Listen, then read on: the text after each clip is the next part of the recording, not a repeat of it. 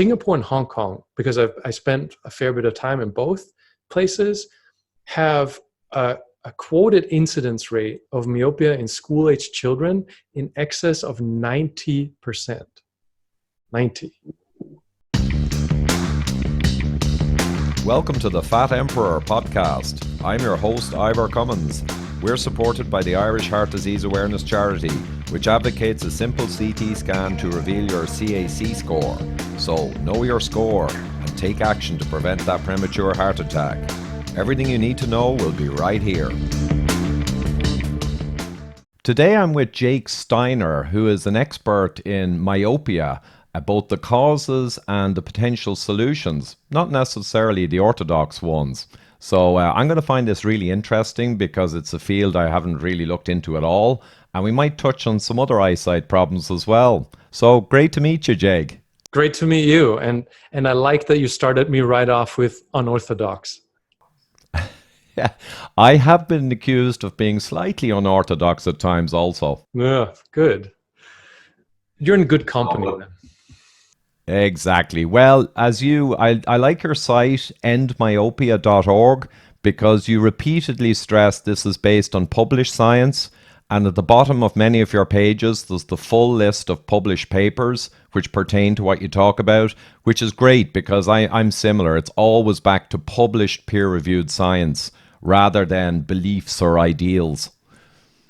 Yeah, and I think in this topic, we're going to find out here shortly, this is incredibly important because it is so far on the unorthodox side that I think it's incredibly important for people to have a way to establish a baseline of how does this make any sense.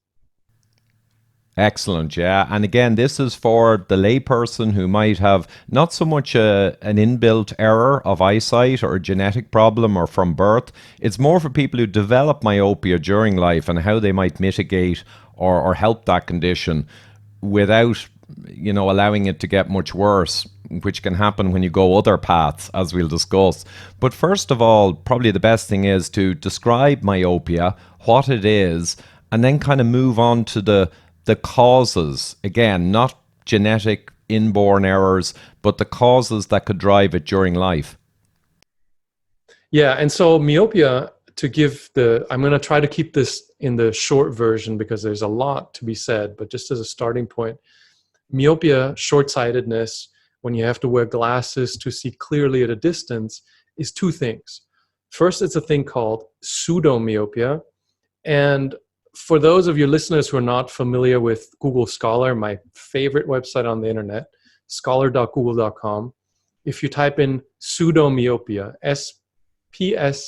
I'm not a native English speaker, P-S-E-U-D-O, myopia, you'll see tens of thousands of results discussing what's basically a focusing muscle spasm, because your eye dynamically creates focus. So when you look at something up close, that muscle is tight to shape the lens in your eye, and when you're looking at things far away, that muscle is relaxed. And when you spend too much time up close, that muscle spasms. And that is something in the literature referred to as pseudomyopia, or also often called near-induced transient myopia. So when you first go to the optometrist, when your parents take you, usually this starts at a relatively young age, your distance vision is slightly blurry. There's nothing wrong with your eyes. It's just that focusing muscle is just a little bit too tight, so your eyes don't focus properly in the distance. And then the second part of myopia is called lens-induced myopia. Again, Google Scholar is a great resource here. You type in lens-induced myopia, you get tens of thousands of results. That is basically the minus lenses that are put in front of your eye cause the myopia to get quote-unquote worse. So basically, your distance vision becomes more and more blurry over time as you continue wearing stronger and stronger glasses. Excellent. So there we have the two kind of broad environmental causes, right? Excessive short focus, tensing that muscle, causing transient myopia, if you will. And then of using lenses, even though they certainly help your eyes to function properly and see distances, they in some indirect way cause the eye to perhaps worsen over time more than it would have otherwise by creating an artificial situation. Yeah, that's correct. And actually, this is completely well known, and has been completely well known for decades. The important distinction is retail optometry, as I like to call it somewhat derisively, ignores what clinical science and ophthalmology journals describe very, very clearly. And I used to get a lot of flack from the retail optometry people. They've gotten quieter as we've grown larger. But basically, it's well known what the minus lenses, the glasses that you wear, do to your eyes. And there is a biological mechanism built into your eyeball that controls what's called the axial length. So the actual length of your eyeball adjusts based on refraction, based on where the back of your eyeball has the retina, and the light is meant to focus exactly on the retina. And when it doesn't, your eyeball adjusts in length to create that correct focus. Now, the short version is what minus lenses do is they move the light further back in your eye, and that biological mechanism in your eye that controls axial length says, hey, my eye's too short, and it elongates the eyeball. And that's caused by something called, in part called by something called hyperopic defocus. Again, I highly recommend looking this stuff up in Google Scholar, just so you make the distinction between a lot of the unicorn farming that happens on the internet and biologically known, I don't want to say facts really, but pretty strongly validated theories. Yeah, Jake. Well, that is, and I know we mentioned at the start, you've repeatedly mentioned it. It's very important. Again, I have a personal pleasure in life that when I'm arguing with someone on Twitter, I quickly just reach out on my laptop. And the beauty is I've given so many talks and lectures with literally hundreds of peer-reviewed published research quoted and referenced that I can reach out quickly and just send a few papers. Boom. And I quite enjoy that. But it's a very well taken point. So to make a very simple analogy for people, and I'm just making this up on the spot, if you had a suit that assisted you to walk, for instance, your muscles would become slack over time.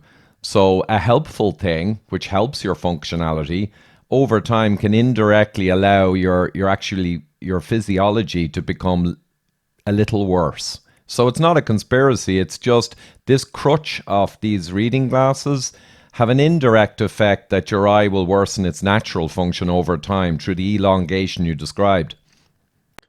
Yeah, and actually, I over the years, I've been adjusting the terminology I use to be more precise, because I used to talk about your eyesight getting worse, where functionally it does because you can't see at a distance, but your eye is functioning perfectly healthily, which is why I sometimes get upset when I get into arguments with medical doctors, because the first thing I always say, this is not a medical condition. Like telling people that, or insinuating or suggesting that there's a condition here, is just show me the research, because what the research says is that the eye is healthy, and because it's healthy, it makes this axial length adjustment. And in a way, I like your analogy, it's pretty close, though the eye is not getting weaker, it's just adopting in length, because it doesn't know there's a lens in front of it, so it just goes, the focal plane is wrong, and the eye is correct because an artificial focal plane has been introduced, and it's just trying to adjust to the correct length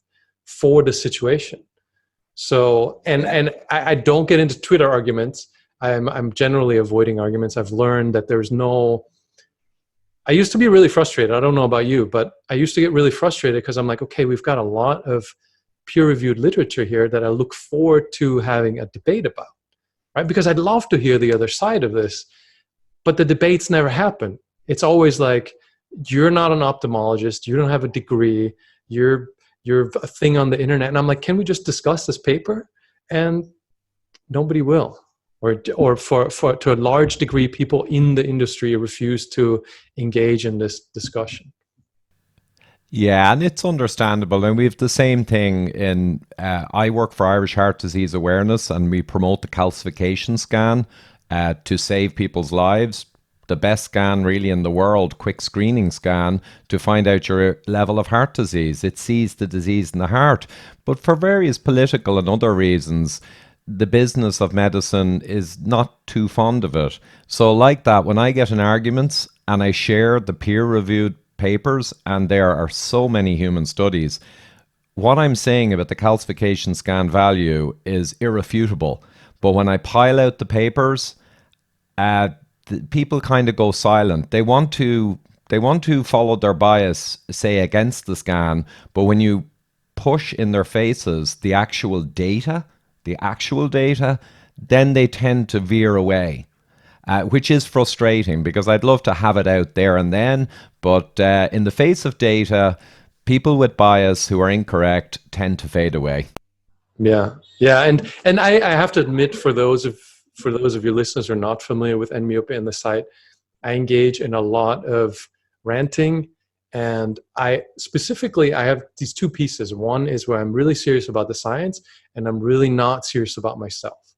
It's kind of part of my personal entertainment, but I also try to steer people away from this idea of trusting a person, because it's not about, like, if your inclination when you see me, my face here having this discussion, or myopia, is can I trust this guy? I really try to move people away from this concept of personal trust and institutionalized trust in particular, and towards the science that's now available, right? Because when you find a thing on the internet, it might sound really tempting, and it might be really well crafted, and might have a lot of marketing and stuff to create trust.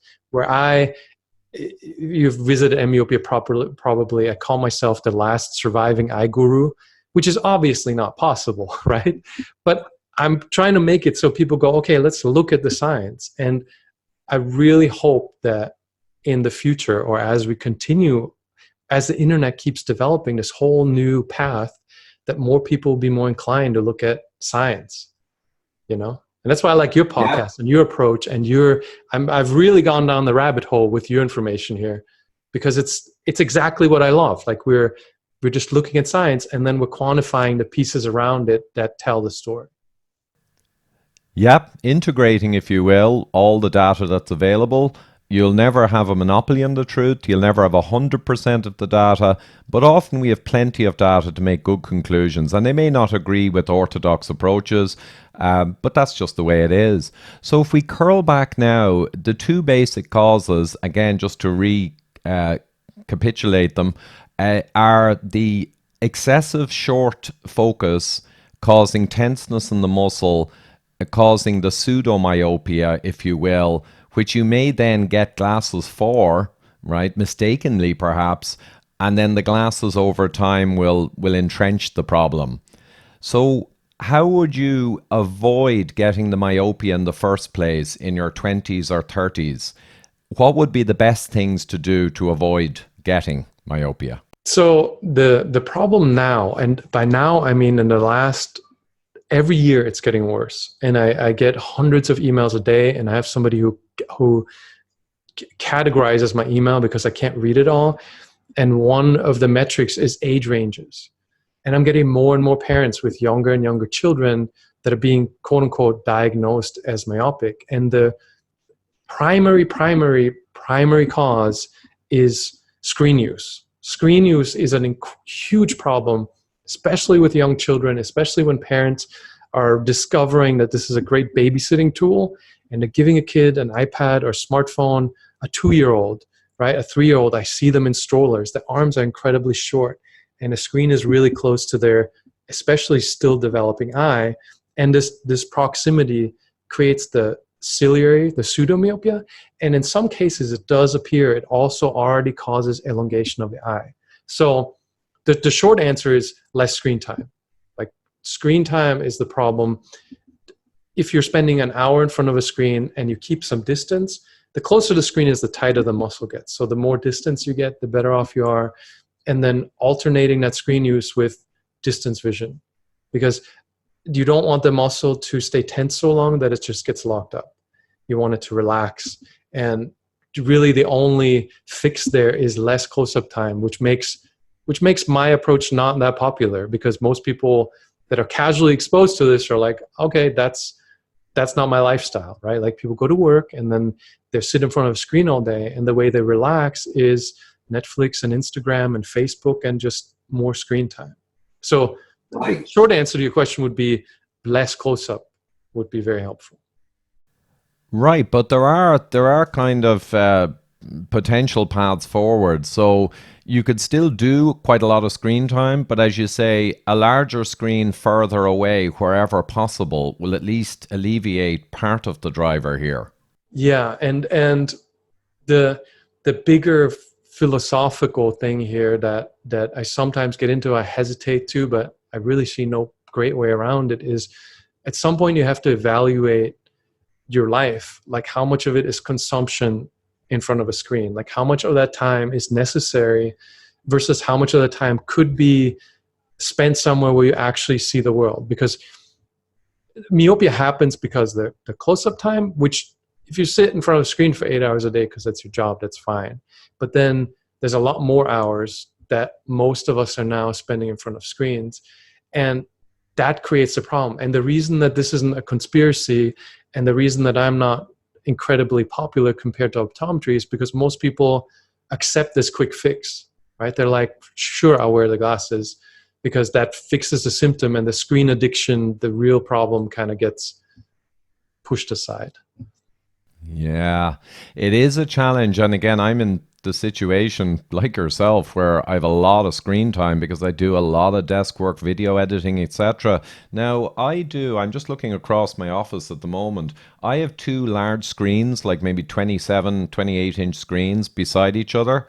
And I probably stay back, I don't know, probably around 2 feet from the screens. So is that particularly bad? And a secondary question, as an adult with perfect 20/20 vision, pristine vision at long distance, am I perhaps more resistant now to this problem than perhaps a very young person in a growing phase stuck in a phone? For sure, absolutely, for sure. And the thing is that the eye continues this process of adopting, but for whatever reason, your lifestyle is such that your eyesight is fine. So if your vision is stable, it's stable. Like there's no great risk there, and that 2 feet distance is really nice. If you go and spend a whole weekend binging on Netflix on an iPad at this distance, if you print out an eye chart and do it before and after, you'll absolutely notice that your vision is blurrier after that whole weekend at this distance than before. That's your ciliary muscle just being locked up temporarily. Yeah, and what you're illustrating there is maybe the kind of 1 foot nominal distance rather than 2.5, probably what I mostly have. Yeah, and again, like the thing is, once the vision is stable, when there's no either progressive myopia or you're seeing perfectly well and you've seen perfectly well for an extended period of time and you have no lifestyle changes, I'm not aware of any reason that you should be concerned about your vision at that point. Right.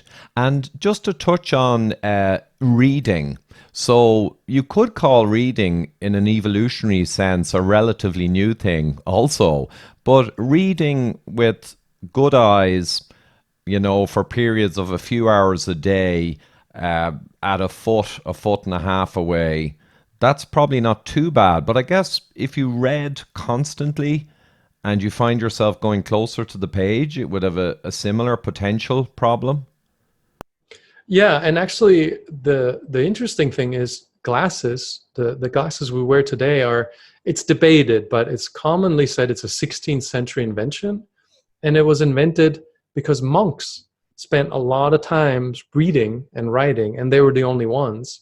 And they did it very close. They did it in non-ideal lighting condition. And that was kind of the first real appearance of this whole phenomenon of myopia. And that's when the treatment was also discovered.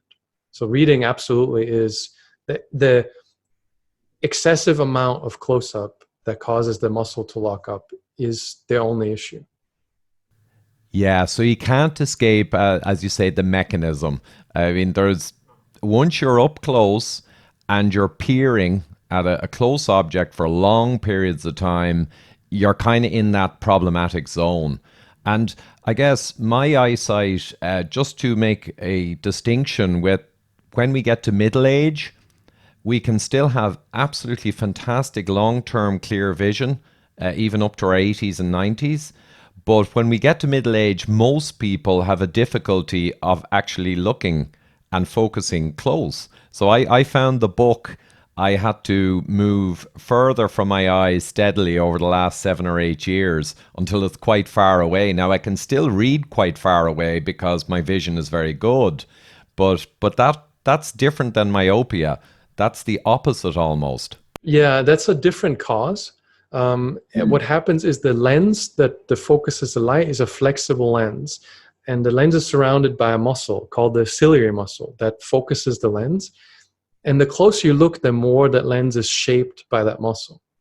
The lens hardens with age. So as the lens hardens, the ciliary muscle can no longer shape it to the same degree as it could when you're younger. So what you're experiencing here is, as it's losing its ability to be reshaped to the same degree, you can't get as close as you could in the past. Presbyopia, it's called. And that's an age-related thing that I'm not aware of any fix for.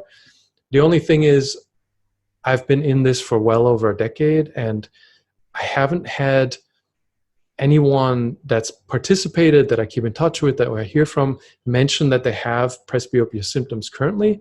And I think the understanding of how they combated their myopia helps them with presbyopia, because I believe, and this, unlike myopia, is highly anecdotal, and I'm just anecdotal only, basically. But if you push that distance a little bit, like if you don't completely give in to, I need to be this far to be perfectly clear, it appears that you can push back some of that symptom for some period of time.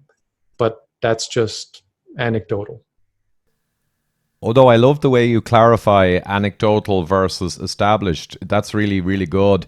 But mechanistically, actually, it makes a lot of sense, because I was broadly aware it's just this, shall we say, more natural hardening of the lens, which limits its close focus, as you described, with the muscle.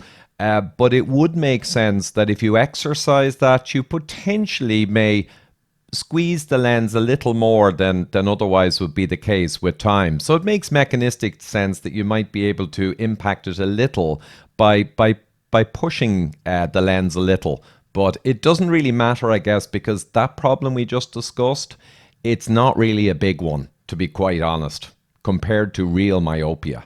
Yeah, and it's just the reason, and when I say anecdotal, it's also, I spend a lot of time in countries and places that are far removed from retail optometry.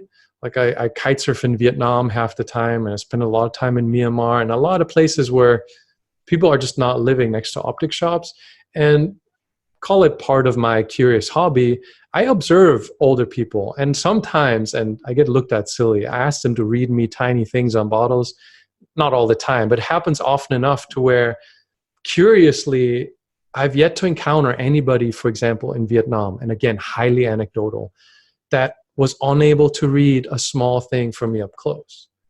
And again, as you said, this is not a big problem, and this is kind of peripheral, but I'm really fascinated by this idea, especially the more we get into the West, the more we're really keen on managing all these symptoms. Especially as I'm personally getting older, I'm trying to resist this whole story that age-related, you have to give up on yourself. You know what I mean? Oh yeah, I know what you mean. These are the modern workarounds, if you will, and they are treating the symptoms. They're certainly not treating the root cause, and we see this across all the modern chronic diseases, for instance. You know, it's mostly symptom treatment and very little root cause, because root cause doesn't involve any medications, any commerce. It just involves information. So I understand, and it is an interesting point, Jake, that I don't know the prevalence of myopia around the world. And you could also say that the poorer countries simply don't have access to getting diagnosed and getting the optics or the glasses. But as you say, the only way you'd really find out the prevalence is to test randomly in different countries and then get the data. Is there any published data on that, the baseline level of myopia?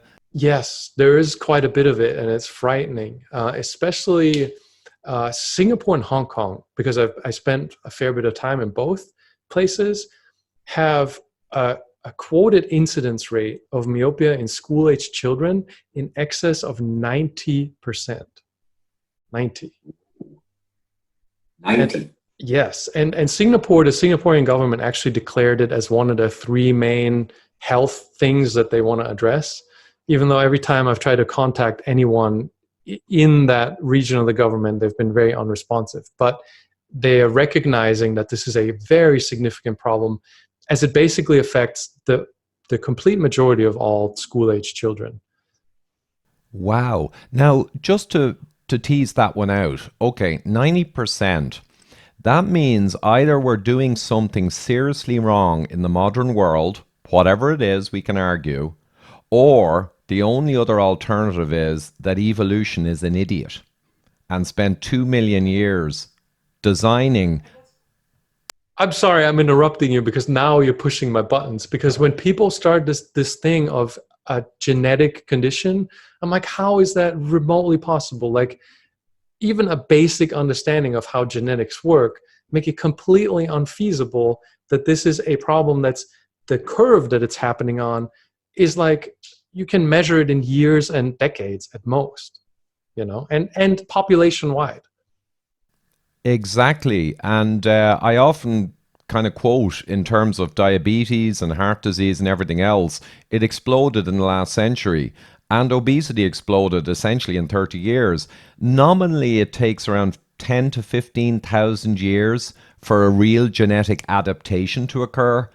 And yet everyone's talking about genetics for cancer, for heart disease, for obesity. And now we see myopia. 90% of young people in Singapore, I presume 200 years ago, it might be a few percent or something, perhaps, at a guess.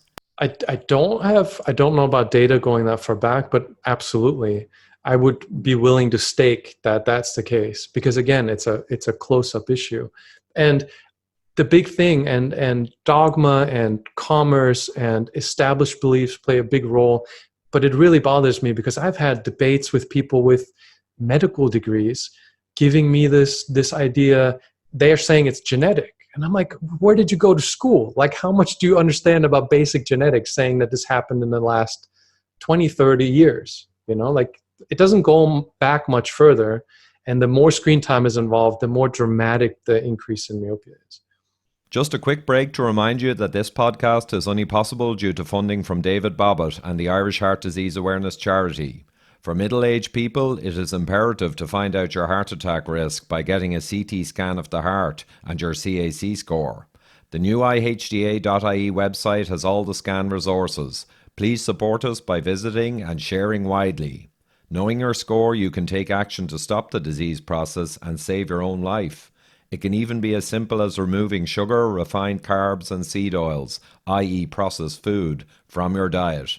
And now we return to the conversation. Wow. Now, I'm going to go a little off to one side for a moment, and it might be something you have or have not looked into much, and I don't know much about it. But just for a little break from myopia, and then we'll come back again, the age-related macular degeneration. I saw a lecture a year or two ago in Ancestral Health Symposium from Chris Knobb, MD, and he has specialized for 20 or 30 years. Now, that one he puts down to, like with most modern chronic disease, refined carbohydrates and vegetable oils. And he goes through all the mechanisms. But that's one where the physiology is impacted by contaminants, bad foods, insulin resistance, etc., etc. So it's quite different. It appears that myopia is very much more a mechanical type thing, as you've described, whereas the age-related macular degeneration is more a kind of a physiological damage type scenario, do you think? Yeah, and it seems that way. That is in no way my specialty. I don't know more about it than most people, but there is as degeneration is a correct descriptor there. Whereas in myopia, what I always like to repeat is the eye is fundamentally perfectly healthy. It's simply responding to the stimulus. So when you reduce, a big part of my approach is what do we do with this now? And I try to save these on nmyopia.org whenever I'm able.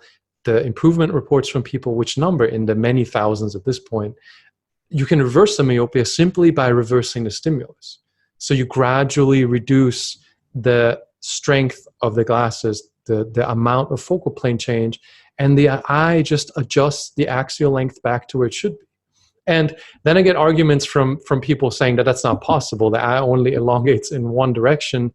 But then I point them to papers that clearly show studies on the human eye responding to focal plane change with axial change that can be measured in as little time as hours.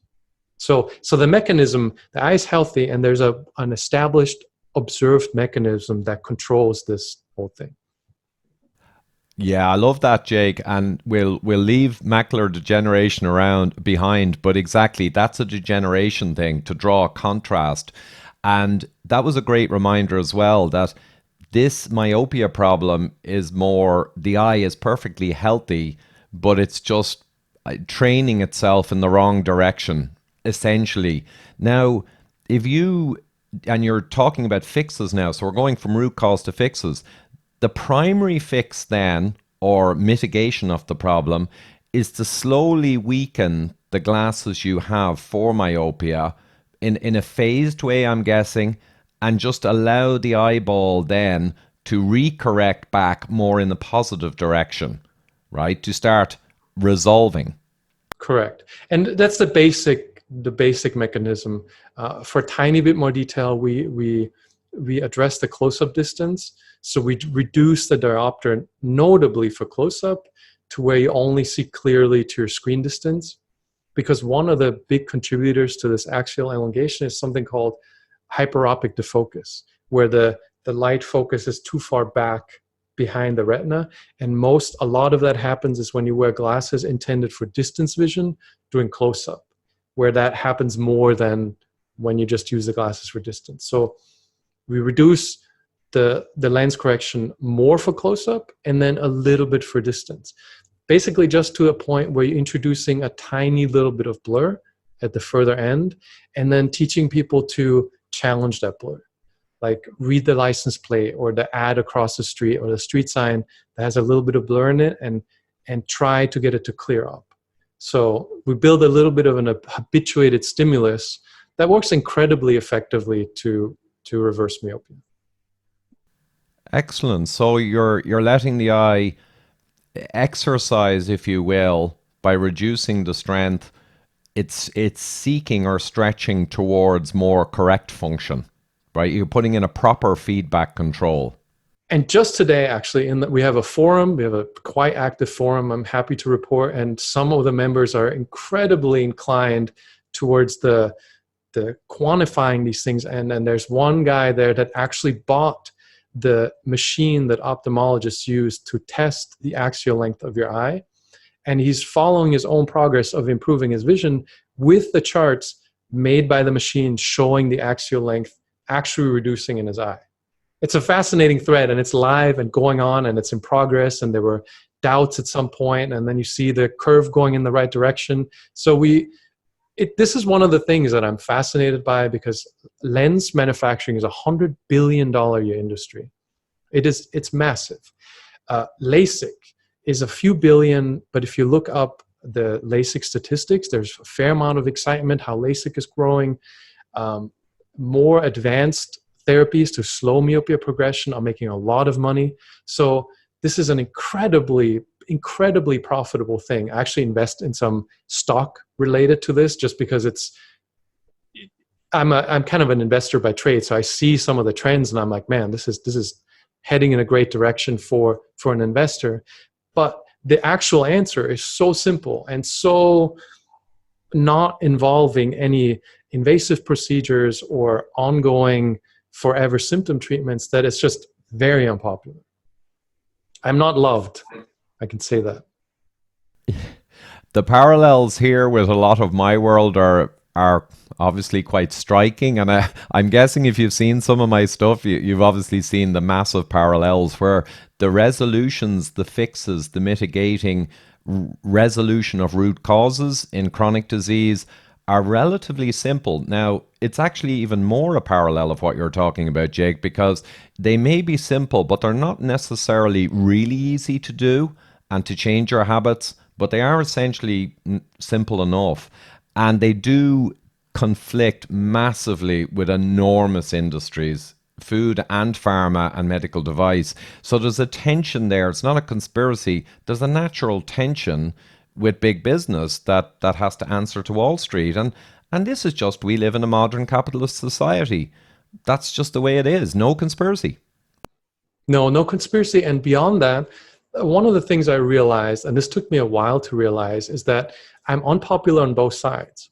Retail optometry hates my guts, but then people also do, because the reason that this is such a big industry is because people, not all people, obviously, unfortunately, but a lot of people want the quick fix.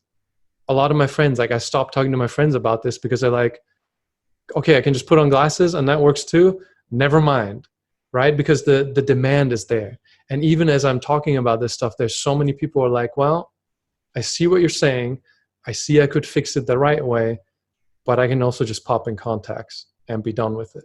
That's why there's no conspiracy, because the industry supplying this stuff, yes, they're lying. Yes, they're hiding the truth. And yes, a lot of people would probably shy away from that. But I think just like McDonald's is fine after all the big documentaries came out, I think people would still buy this stuff because they love their screens. Yes. And again, the parallels are quite striking, because my primary role to get the message out in the calcium scan around the world is to save people from heart disease by letting them know they have big disease, even though their blood work looks okay, they're slim, they're not smokers, but they can have huge disease only the scan can see. Yet the same problem is there, that there are a large number of people, perhaps a majority, who don't really care. And we always acknowledge in Irish Heart Disease Awareness that we're targeted at the people who would take action if they could only know. But we're not going to try and help the people who are going to drink Coca-Cola and eat burgers and chips all day and who don't care. If you've got 2 billion people in the Western world, or I don't know what, okay, let's say 3/4 of them don't care if they have heart disease and don't care about fixing it. Fine, you're still left with 500 million. So there's still a huge audience that can benefit, even if you only limit yourself to the people who really do care. But they need to be informed, just like this issue. They need to know there is a way, not completely simple to apply, but that there is a path forward that allows them to enhance their eye function and avoid further degeneration. They need to know. Yeah, for sure. And the thing is, and then there's a few there.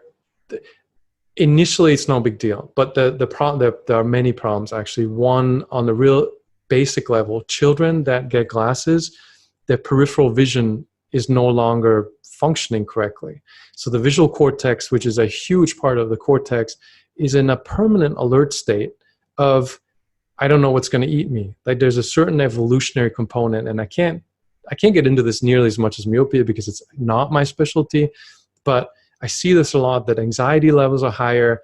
Social development seems to not function correctly with this, where you're literally like, this is your view of the world. So there's childhood development issues that I'm sure somebody could expand on significantly.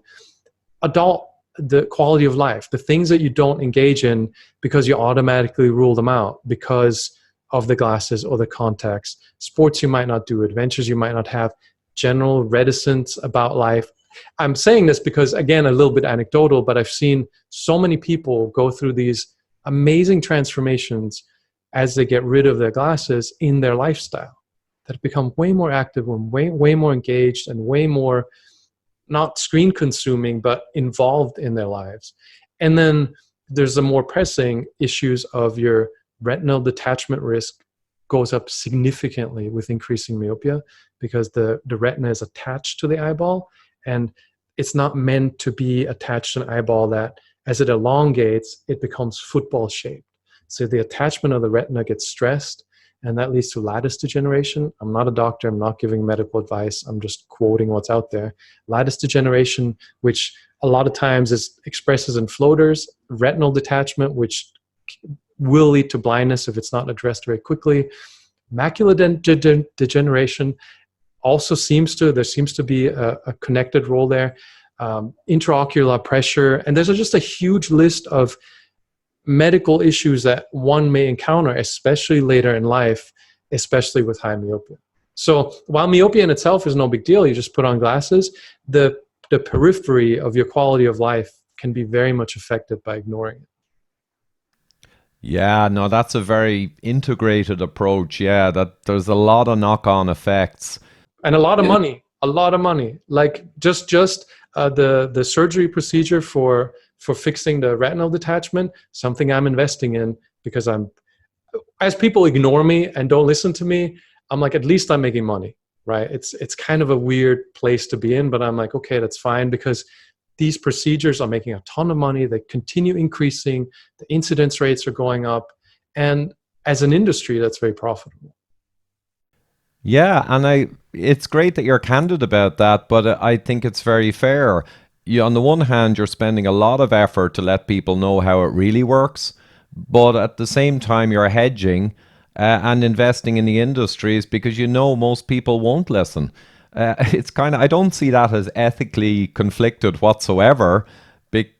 It's kind of a fair cop. Well, it makes me, I found, for one, because again, I invest in a lot of things and I saw these opportunities. I mean, I've been in this like 10 years and there's really been some big gains in various markets there. And it immunizes me from the trolling and the hate. Because whenever people are doing that, I'm just thinking, I'm making money on you because you're buying more glasses, you're going to have more of these procedures. So while you're not listening to me and arguing, you're becoming a customer that I'm connected to through these companies. So whatever. There's kind of I don't know if it's the right term, but a poetic justice of sorts there. In a roundabout way. Fascinating. I don't think I'll quite start investing in insulin manufacturers just yet. I think because the death and suffering related to diabetes and heart disease probably does make it difficult. But in your case, in fairness, myopia, eyesight, it's not like amputation of limbs and diabetic issues and heart attacks for sure. So I wonder, is there any other, so we really have gone through the simplified core root causes. Perhaps we could talk a little then about people who do not conform to this description we've gone through, that really have myopic issues more related to genetics or from birth, just to contrast from this modern problem to people who really have an issue who won't get much benefit by what we're talking about. Yeah, and that's a good point. It's comparatively rare. Astigmatism comes to mind. Astigmatism is when you have a directional blur, and that's very common, I see, in lens correction. That's made to be very common, is actually not. So astigmatism exists from genetic defects or other causes sometimes, but rarely. So does myopia. The easiest way to tell that I found is if the myopia has always been the same, right? If it's not like you have a history of your lens, quote unquote, prescriptions, if the thing didn't start at -1 or -2, somewhere in that range, and then was going up, right? Like that's the sign of lens-induced myopia, because you started with nothing and then you got a little bit and then it kept getting higher and higher. That's something that a lot of times seems is possible to be addressed with reduced lens use.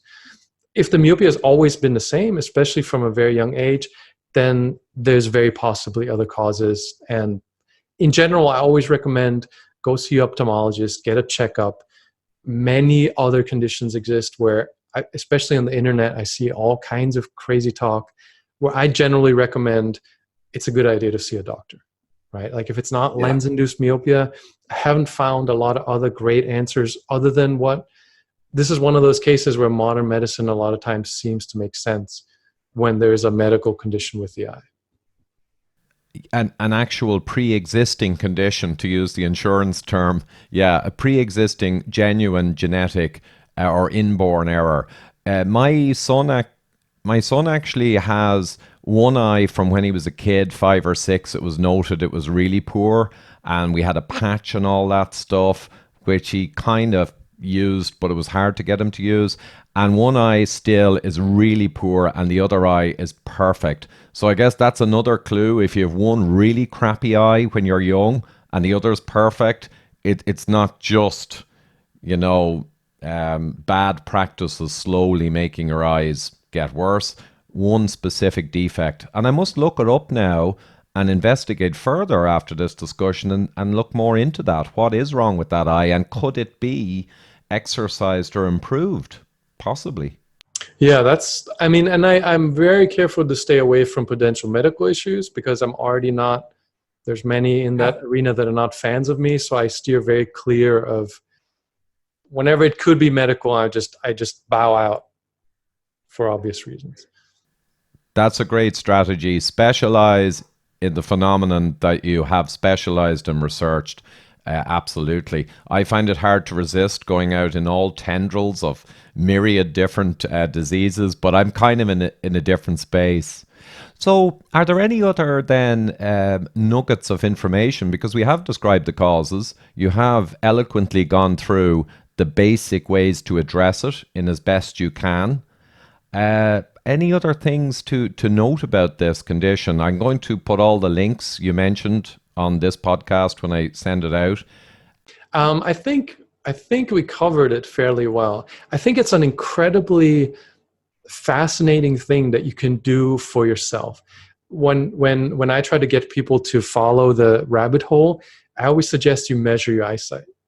Because diopters, like the strength of your glasses, is just an expression of a distance to where the blur starts for you. And you can measure the distance just with a measuring tape. Hold one next to your eye, the other next to a book or screen, and see where the blur starts. And from that, there's a simple calculation, it's also on my website, that you can determine the diopters of your glasses. And then you can measure in different lighting conditions, like indoor natural light versus indoor artificial light. After you eat a bunch of carbs, which of course your audience hopefully doesn't, after you spend a bunch of time binging on Netflix, and you can make a log that charts how much your eyesight varies depending on your habits and external factors.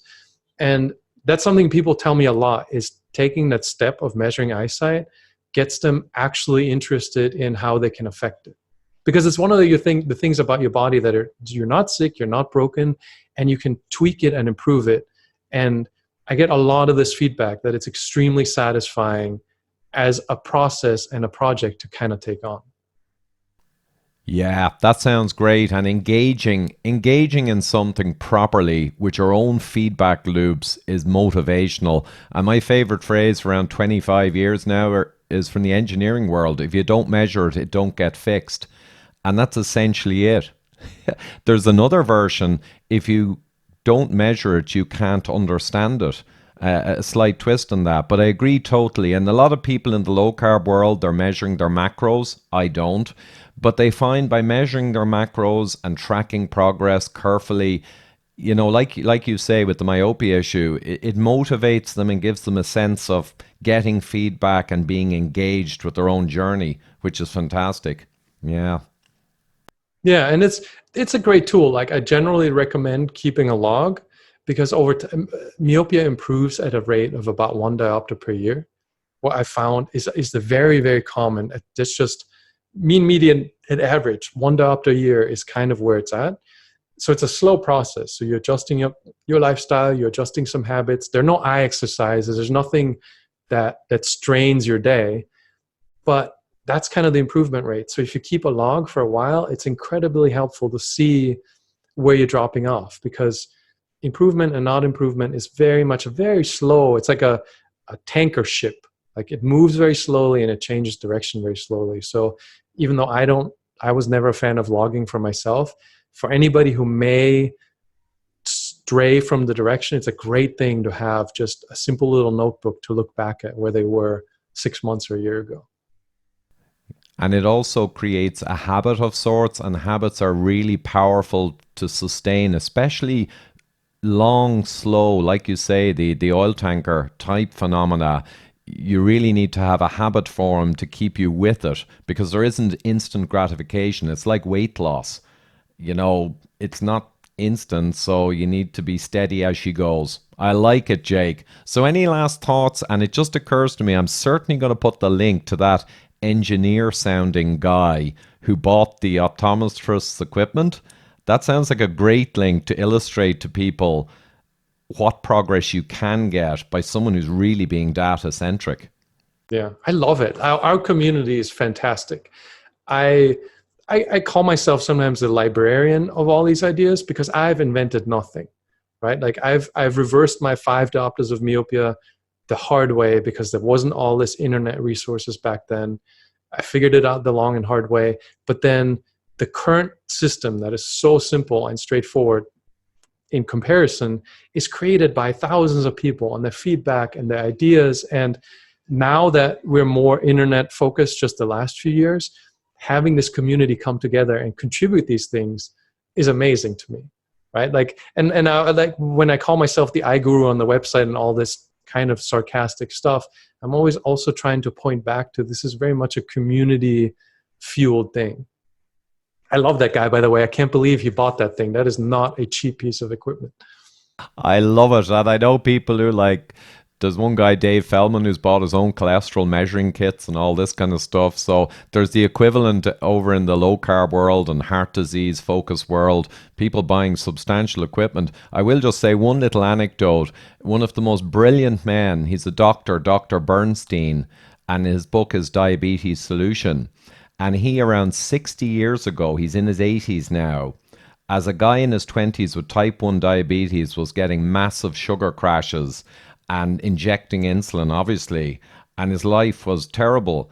And what he did was, he was an engineer, so he actually purchased through his company a blood glucose meter. And back then it was the size of a fridge and it cost a lot of money.